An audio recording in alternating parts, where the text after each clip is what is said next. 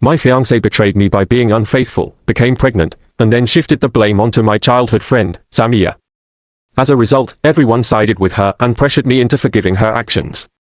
Feeling overwhelmed, I spent several days scrolling through various posts, desperately seeking solutions that could help me navigate my own predicament. I'm uncertain if this is the appropriate subreddit for my situation, but since I'm new to Reddit, I'm reaching out in hopes of finding advice from individuals who have either experienced similar circumstances or can offer valuable insights. Firstly, I want to apologize in advance for any shortcomings in my vocabulary and expressions. I'm originally from France, and while I speak English, it's not my first language, which sometimes affects how I communicate my feelings and thoughts. It's been roughly 2 weeks since I uncovered that my fiancée, Marie, had been unfaithful with her ex-boyfriend. Her justification for this infidelity was her feeling of insecurity, which she attributed to my ex, Samia. Frankly, I find this excuse to be the most absurd I've ever heard. What complicates matters further is that everyone around me seems to agree with Marie's narrative and is urging me to forgive her. I'm yearning to hear unbiased opinions from those who aren't directly involved in this situation. Allow me to provide some background, even though it might be lengthy. My relationship with Samia and me is quite intricate. We met when we were both just 3 years old. Samia's mother worked as a nanny and took care of several children, including me. Our bond was so strong that our mothers became close friends and made the decision to enroll us in the same school. Consequently, I spent nearly my entire childhood up until the age of 13 with Samia. Back then, we were often referred to as the Siamese twins due to our inseparable nature.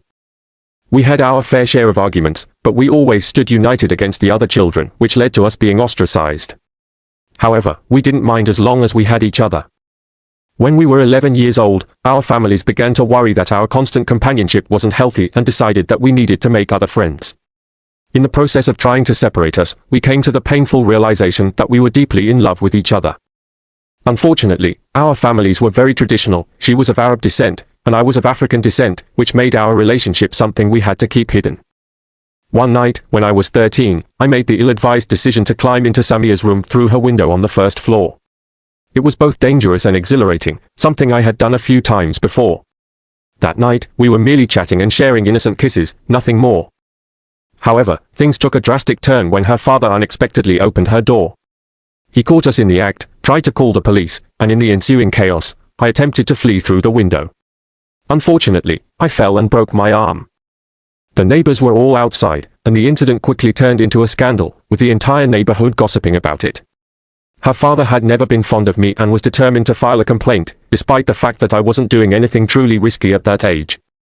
The situation was humiliating for my family, leading my father to make the tough decision to send me to Africa for an indefinite period, primarily to separate Samia and me. Adapting to my new life in Africa was challenging, and I know Samia struggled to adjust as well. Nevertheless, we managed to stay in touch through the internet. When I returned to France after completing high school, it felt like no time had passed at all. We resumed our secret relationship, and by the age of 20, we were certain we wanted to spend our lives together. We were naive, thinking that everything would go smoothly. We decided to inform our families of our intention to marry, but instead of support, it was as if we had declared the end of the world. Our respective families insisted that we marry, as per their cultural expectations, which only heightened the tension in the neighborhood. From our childhood days, we had always been the topic of discussion, with everyone offering their opinions on our lives, which was incredibly painful. We tried to hold on for another year, during which Marie suggested that we continue our studies in a different city, far away from Paris and our families. However, my father was ill at the time, so I chose to stay. After my father passed away, I no longer had the strength to continue fighting for our relationship, leading to our breakup. Marie moved to another city, and we lost all contact. I couldn't bear living in a neighborhood where people were constantly talking about us, so I decided to move into a student residence for my university. That year was dreadful. I would return home only on weekends to see my family. One day, at a wedding, I met Marie again. She had recently moved to the neighborhood with her family. We ended up sitting at the same table and spent the evening joking and sharing stories about our lives. I mentioned Samia, and Marie talked about her ex-boyfriend. She explained that she had left her ex after 2 years of dating because she refused to have sex before marriage. However, her ex couldn't handle the weight and pressured her to marry him, which she wasn't ready for, leading her to end the relationship. We connected as two people who had experienced pain and became friends over time. We started going out together, but I noticed that Marie grew increasingly irritated when I brought up Samia, so I stopped mentioning her altogether. One day, Marie confessed that she had feelings for me. I told her that I still had Samia in my heart, but Marie suggested that dating her could help me move on from Samia. Reluctantly, I agreed to date Marie. Initially, it felt strange being with another woman, but I gradually became comfortable and began to develop feelings for her.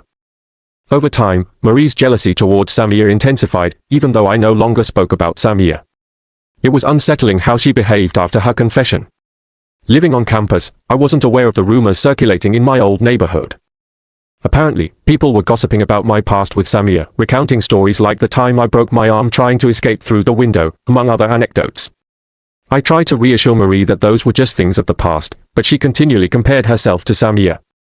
While Samia was undeniably beautiful, I always told Marie that she was the most beautiful in my eyes because she was the one who mattered now. Despite this, Marie couldn't stop comparing herself to Samia. If we did things together, she would ask if I had done them with Samia first. Her inability to handle the fact that I had been intimate with Samia made the situation unbearable. Despite all this, I proposed to Marie. Since she shared the same cultural background as me, our families approved of the match. However, I was too exhausted to continue fighting for our relationship. The wedding was scheduled for August, which was perfect timing for me as I would have finished my studies by July. Everything seemed fine except for Marie's insecurity, until 2 weeks ago.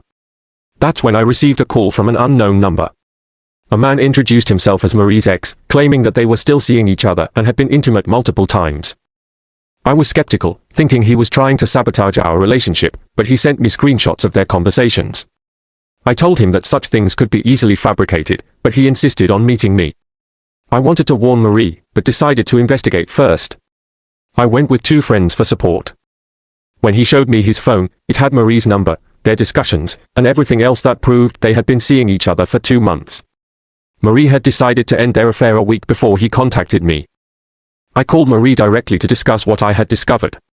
Strangely, I felt no anger, no positive or negative emotions, just like an observer watching a movie. A friend suggested I record the confrontation, which I did. When I showed Marie the screenshots, she was shocked and denied everything, claiming that the man was trying to ruin our relationship. I insisted that the evidence was real and that the conversations included details about our lives that only Marie and I would know. At that point, Marie broke down, cried, and begged for my forgiveness. Her family arrived, and I explained the situation to them, but they didn't believe me. Frustrated, I left and went to my family's house, where I explained everything to my mother. Apparently, Marie had convinced my family that her actions were due to my secret relationship with Samia. Samia had returned to town without my knowledge, and Marie portrayed herself as the victim, casting Samia and me as the wrongdoers. Enraged by this manipulation, I decided to sever all contact with everyone. For the past 10 days, I've spoken to no one in the neighborhood. I stayed with a friend from school, so no one knows my whereabouts. I turned off my phone and only communicate with my mother via email. Although Marie has been sending me numerous emails, I've deleted them all without reading a single one. That's essentially my story. I'm at a loss about what to do next. Everyone is urging me to forgive Marie, but I find it impossible.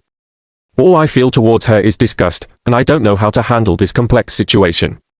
Any advice would be greatly appreciated. Update 1 ***. Hello everyone. It's been some time since my initial post. I've received an outpouring of support through my direct messages, and I can't thank you all enough. Many have been asking for updates, so here they are. I've included a link to my first post above for those who need context. The day of the confrontation was very close to my final exams, leaving me feeling numb, as if I were on autopilot throughout the entire exam period. During that time, nothing else seemed to matter. Focusing on myself was all I needed, and now, I've officially graduated as an engineer. I've chosen to maintain no contact, NC, with Marie, her ex, her family, my family, and anyone else who wishes to interfere in my personal matters. However, in the evenings after my exams, when I finally returned to my apartment, all those suppressed emotions came rushing back like a massive wave crashing over me. I felt exhausted and abandoned by everyone. The anxiety of anticipating the messages I would receive upon turning on my phone was overwhelming, so I resisted the urge and just wanted to sleep. As I scrolled through people's posts and images, I kept seeing pictures of Marie and me together, cuddling, making out, and other intimate moments, which made me feel filthy. I found myself scratching incessantly, trying to cope with the discomfort before taking showers to cleanse myself of those unsettling feelings. This became a nightly ritual, and the following day, whenever the images were too much to handle, I'd scratch again and take another shower. This cycle continued, with me scratching and showering up to 8 times a day, leaving me fearful that I might damage my skin. Has anyone else experienced something like this? I hope it's not a sign of a compulsive mental illness. The next day, I turned on my phone to find over 200 text messages and numerous voicemails. I didn't read any of them and deleted everything, lacking the strength to face the same repetitive messages urging me to forgive Marie. I decided to visit my family's house, unable to continue hiding any longer. I anticipated finding people there, much like every Saturday when I usually visit. I've never been so stressed in my life. Upon arriving home, I was greeted by my uncle, my father's brother, and the self-proclaimed head of the family, his wife, whom I refer to as, which, because of her unpleasant nature, their children, few family friends, and my younger siblings, a 13-year-old boy, a 9-year-old boy, and a 5-year-old girl. Strangely, my mother wasn't present. As soon as I arrived, my uncle began yelling at me, and I didn't even respond. Seeing my little sister running to me for a hug was a blessing. She means the world to me. All my siblings see me as a role model, and I felt guilty for not talking to them during this time. Usually, when I'm at home on weekends, I help my siblings with their homework, tuck the youngest into bed, and tell them stories my father used to share. When I'm in my own apartment, we talk every night about our days, maintaining a close bond. However, my uncle wouldn't stop yelling at me, which made me extremely angry. I felt like I was being interrogated by a jury, with him demanding to know if I had regained my sanity. Apparently, Marie had altered her story, claiming she hadn't slept with her ex but only kissed him. She said that I had pressured her into confessing something she hadn't done, but I knew what I had seen on her ex's phone. Marie turned out to be incredibly manipulative, and I couldn't believe someone could hide such a vicious nature for so long, or perhaps I was just too blind to notice earlier. Before we started dating, she told me that lying was a deal breaker for her and that she despised narcissistic perverts, yet she embodied everything she claimed to hate. It was baffling to me. At that point, I no longer cared. I told everyone about what I'd been through and gave them the choice to believe me or Marie. They had known me my entire life, while Marie had only known me for a little over a year, making it difficult for them to believe her claims that I was secretly seeing Samia. According to Marie, Samia was back in town without my knowledge, and Marie positioned herself as the victim, while Samia and I were portrayed as the culprits. I was so furious that I decided to cut off contact with everyone. I was tired of being manipulated and falsely accused.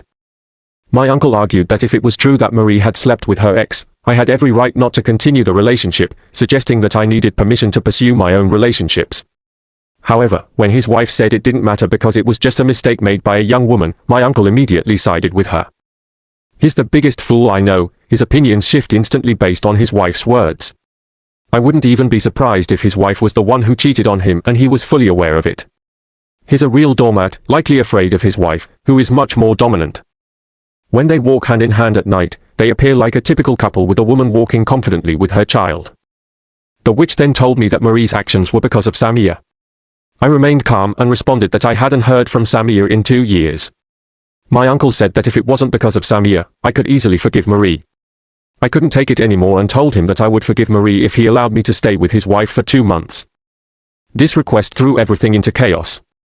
My uncle wanted to hit me, but family friends intervened, labeling them hypocrites for asking me to forgive something they couldn't even comprehend from their perspective. I decided that I wouldn't allow anyone to interfere in my life anymore. The witch was crying, and my uncle declared that he would never forgive me, making me feel like I was dead to them. At that moment, I didn't care anymore and retreated to my room, still grappling with doubts about the authenticity of the evidence presented by Marie's ex. Reflecting on my childhood, I remembered how when my parents couldn't pick me up from school due to their work, our neighbor, who also had 2 children in the same school, took care of me. He treated me like his own child, giving me candies and small gifts. He was a wonderful man, beloved by everyone, but he tragically committed suicide one day because his wife had an affair. A year later, his wife moved to Canada with the kids and her new partner. Perhaps my deep-seated hatred of cheating stems from witnessing this event. I realized I couldn't give myself to others by getting back with Marie, even though I didn't understand why everyone was pushing me so hard to reconcile with her or how it would benefit them. When my mother returned, I assumed she was informed of what had happened. She came into my room, hugged me, and asked about my feelings and my finals. She's such a wonderful person, showing her love more through actions than words. I recalled how, a few years ago, while I was working at a fast food restaurant during my studies, my mother would wait for me when I came home around 2 a.m. We'd have small conversations as I ate the dinner she reheated for me. Despite the hard times, we found solace in each other's presence, laughing quietly so as not to wake anyone. We discussed what happened with my uncle and his wife, and I explained the full extent of why I had to break up with Marie. In my last post, I hadn't mentioned that I only told my mother that Marie had cheated on me, not the severity of it, so she believed it was just a kiss. She expressed sorrow for what I was going through, but what surprised me most was seeing her cry. It was the first time I'd ever seen my mother cry. Even when my father passed away, she maintained her strength, smiling and being the support system we needed, only shedding tears alone in her room at night. Witnessing her cry triggered a breakdown in me, and I couldn't stop crying either. In that moment, I felt a surge of emotions, sadness, anger, hatred, all deeply rooted in the hurt I was experiencing. My mother assured me that she would support any decision I made. After she came downstairs, everyone else had left, and I didn't inquire about what she had told them. I didn't care as much. I turned off my phone again for the next week, too exhausted to deal with it, and spent most of that time sleeping, gaming with my friends, and trying to manage the pain I was feeling. Marie's parents repeatedly called my mother, and she only told me once that she felt I was ready to talk about it. Apparently, Marie was having a hard time. She had spent some time in the hospital and was struggling mentally. When I went to see Marie's parents, they begged my mother to arrange a meeting. Despite my reservations and my mother's initial reluctance, I agreed to meet them and Marie the following Saturday. Marie had been controlling the narrative all this time, so it was my turn to present my side of the story. I wasn't sure how it would go or whether the meeting should take place at my house or theirs, but I decided to be prepared. In my last post, someone suggested that I call Marie's ex, pretending that I might give her a second chance if I couldn't find enough proof. So, I did just that yesterday and arranged to meet him tomorrow, Sunday. He told me that there's much more to the story. He said he wouldn't send me proof because I might show it to Marie, which would prevent him from having a chance to win her back. Instead, he promised to share everything verbally. Additionally, many people have been asking about my relationship with Samia. In my last post, I mentioned that I would contact her to apologize for her name being dragged into this mess, even though it wasn't my fault. Before I could reach out, she contacted me via email. Contrary to what one might expect, she was extremely angry and couldn't understand why people kept telling her that she messed up our relationship. However, she was kind enough to ask if I was okay amidst all this chaos. I saw her message 2 days ago but haven't responded yet. I feel like a numb, confused person right now. I plan to reach out to her after my meeting with Marie, her ex, and her family. Thank you all for your support. Update 2 ***. Hey everyone. Quick update, I met Marie's ex yesterday. I'm too drained to go into all the details because the situation has become incredibly heavy. I met him at the same place we first met, and of course, I recorded everything. Long story short, they dated on and off for 4 years. Contrary to Marie's claims, she wasn't a virgin and had been with other men before him. He was still deeply infatuated with her, even though Marie had cheated twice. Despite this, he was willing to work things out each time. Somehow, Marie became pregnant, and she couldn't determine who the father was. He was willing to accept the baby as his own and didn't want a paternity test. When Marie's parents found out about the pregnancy, they wanted her to have an abortion.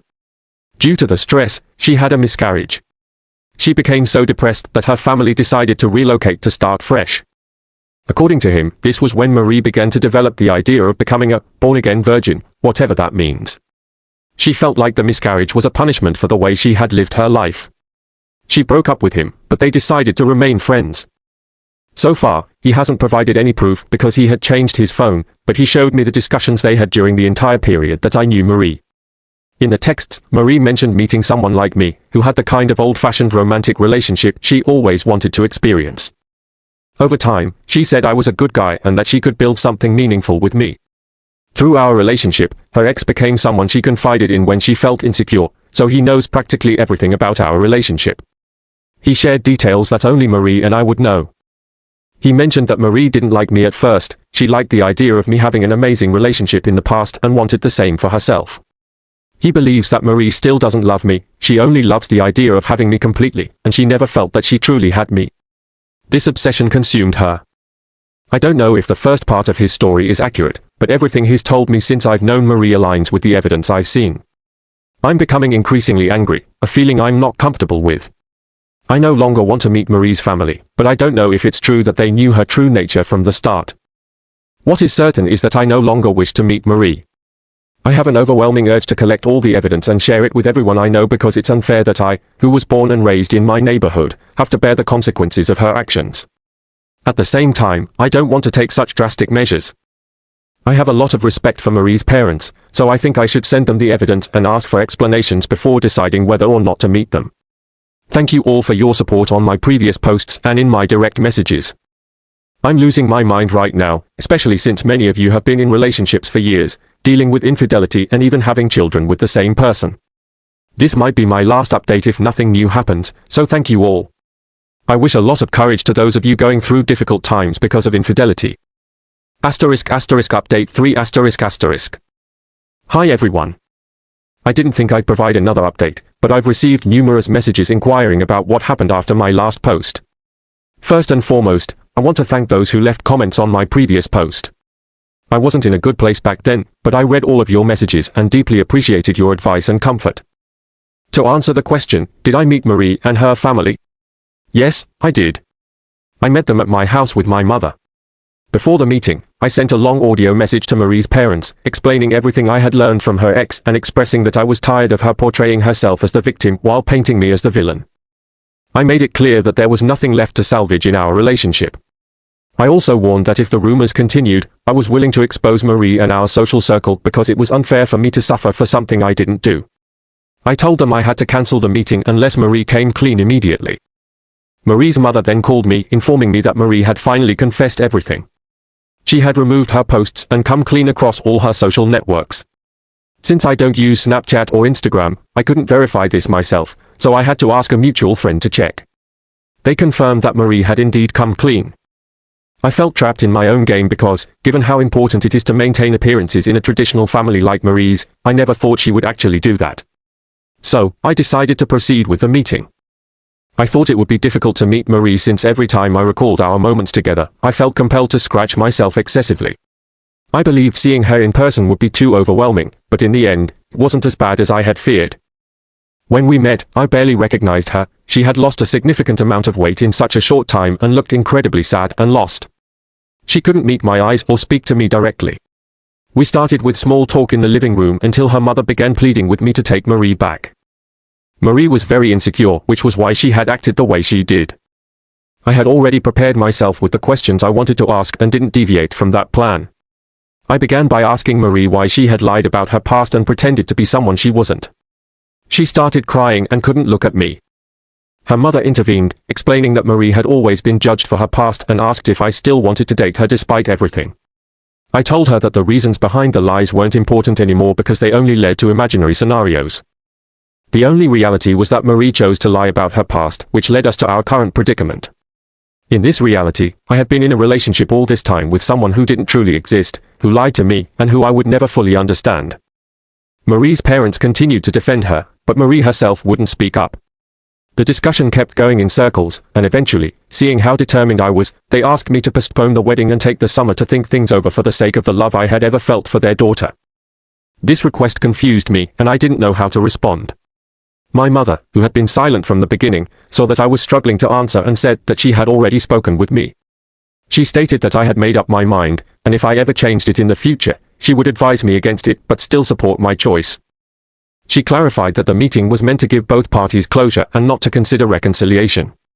She mentioned that I was traumatized, lacked sleep, and had been acting strangely, such as scratching myself frequently. For a while, no one spoke. Then Marie asked to speak to me privately, insisting it wasn't to convince me to accept her decision if I chose to. I told her I didn't think it was a good idea to be alone together, but we could go outside for a walk, which is what we did. We walked for about half an hour, and it was the first time I saw her so vulnerable. During our walk, she finally took responsibility for her actions. She admitted that she had a promiscuous past, though she never experienced trauma that could explain her behavior. She grew up in a loving family, but her nature led her to start having sex at 12, having multiple partners at 15, and by 18, she had slept with 40 people, ceasing to count after that. She told me she had never known love before me and had sought validation through sex, being loved by her ex, AP. She never knew a man could love her the way AP did, which is why she couldn't stop sleeping with others. She believed that intimacy was the only way she could love someone, but that feeling always faded, leaving her with emptiness. Eventually, she became pregnant and began to love her unborn child, but she had a miscarriage. This event made her question her entire life. Her family moved away so she could start anew. She broke up with AP because she didn't love him, but he was a good person and cherished their friendship, so they never stopped communicating. Even before meeting me, she had heard of me and Samia. The first time was at a fast food restaurant where Samia and I used to eat. We were friends with the owner's son, who knew us and often offered us kebabs. He would take pictures of his loyal customers and display them on the walls of his restaurant. Among these photos were two of me and Samia, one when we were 11 and another when we were 19. Everyone in the neighborhood knew the story behind the 19-year-old picture. It was my birthday, and Samia had worked all summer to give me a memorable celebration. She bought me a tuxedo, wore a nice evening dress, and rented a limo to wait for me in front of my house, promising a dream evening. However, just 200 meters into the ride, the limo stopped and she told me we had arrived at our destination. We ended up getting off in front of the modest fast food restaurant, leaving me embarrassed about wearing a suit and taking a limo to such a place. She had that kind of humor, and it was actually a cool memory. We ordered the same kebabs the owner used to offer us, and she bought a muffin, lit a candle on it, and asked me to blow it out. The owner took a picture of that moment to share the prank Samia had pulled on me, even though she had given me the best birthday ever afterward. When Marie discovered this story, she asked for more details, and as more people shared their own stories, she expressed a desire to experience that kind of love. Upon learning that I was the person in the picture, she became intrigued and, unfortunately, started lying to hide her past. Once she realized she was attached to me, she couldn't undo the lies because if she told me the truth, I would never want to see her again. She felt guilty throughout our relationship, discovering that she was in love with me for the first time without the need for physical intimacy. However, because of her lies, she believed we had no future together. Feeling unworthy of me, her insecurity about losing me grew, and she began sabotaging our relationship by returning to her old demons and cheating on me with AP. Reality hit her hard when she discovered the truth, causing her to lose herself. She didn't know she could become so destructive in an attempt to keep me in her life. She made excuses and tried to guilt me into staying with her. When she realized it wasn't working, she passed out and spent time in the hospital. She didn't want to live anymore, not because she lost me, but because she realized what she had become, and it was unbearable for her. She told me she didn't want to force me to stay with her anymore and that even if I forgave her, she could never forgive herself. She mentioned that she had started attending therapy to understand why she did what she did and to discover who she truly was. She acknowledged that it might be a long process, but if I could find compassion in my heart to forgive her and help her become a better person, she would be grateful to me for the rest of her life. At that moment, I was so weak that when she made these requests, I almost agreed to keep in touch to help her. I felt immense empathy for this woman who had hurt me, which was crazy because I knew from the moment I saw her that my feelings for her no longer existed. I explained to her that I needed to distance myself to heal and that she didn't need me to heal. She thought she needed me, but to truly heal, she had to face her issues on her own, which was the only way she could grow beyond them. She said she already knew what I was going to say, but if she didn't try, she would regret it for the rest of her life. She told me she accepted my decision but wasn't giving up on me. She pledged to become the best version of herself and believed that we would reunite in the future. I wanted to tell her that I could never be with someone who had cheated on me or had a history of cheating, but I remained silent. I simply stated that I had moved on and that it wouldn't be healthy for her if I gave her false hope. She said nothing further, and we ended up talking about something else. Her parents contacted her, informing her that they were already home, so I walked her to her house. Before leaving, I told her that I would maintain no contact, NC, as it was the only healthy way for me to heal. She agreed, but acknowledged that it would be difficult because we lived in the same neighborhood and might run into each other occasionally. She asked for a final hug, which I gave her, and then I left. Honestly, I felt lighter after this conversation. I no longer felt anger, and while I recognize that healing isn't linear and that these feelings might return in the future, I currently feel a sense of relief. So, to answer the question, did I meet Samia? Yes, I met Samia twice. However, I'm still unsure if this is the right subreddit to discuss all of this. Maybe I'll provide a final update before going on my summer vacation for those interested in learning what happened next and where I'm headed from here. Thank you all for being such a tremendous help throughout this ordeal.